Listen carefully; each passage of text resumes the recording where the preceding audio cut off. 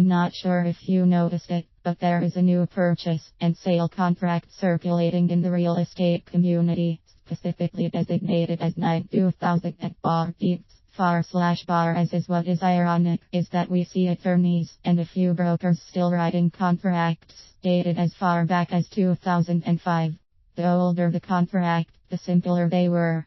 Initially the contracts were specifically designed to protect sellers. However, they have evolved into highly technical legal documents designed to predominantly protect the listing broker and agent. There is nothing wrong with this approach, as brokers and closing attorneys get together to design the latest contract and addendums based on their colleagues' experiences.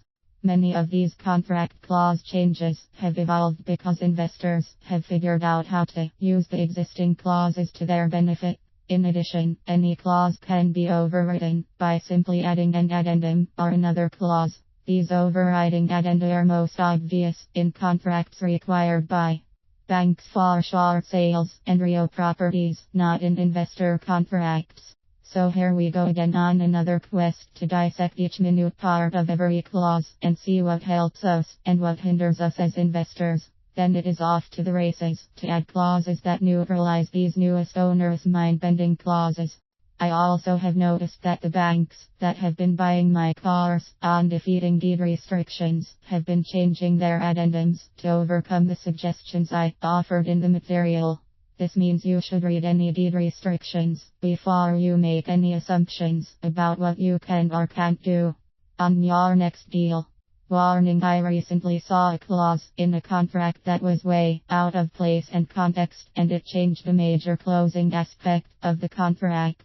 This added ghost clause was in a contract that a student prepared with exactly the correct clauses that he should have used.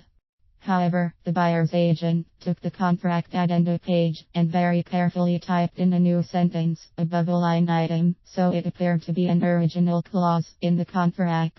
The agent was extremely careful to use the same font type and size, so the change was imperceptible until we were ready to go to closing. This additional clause added about 00 to the closing costs that normally shouldn't have been paid. What would you have done? Sue.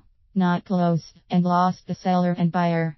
Report her to the FDLE, FDBR, Florida Association of Realtors, or the FBI. This agent is still alive and out there doing her thing, so be careful. In summary, if you don't read what you are signing, you can complain that you didn't get what you deserved. We are all subject to complacency, and when you assume anything, it can make an ass you me. Contract law is fairly black and white, so your belief that some clause really doesn't matter could be very costly to your limitless success.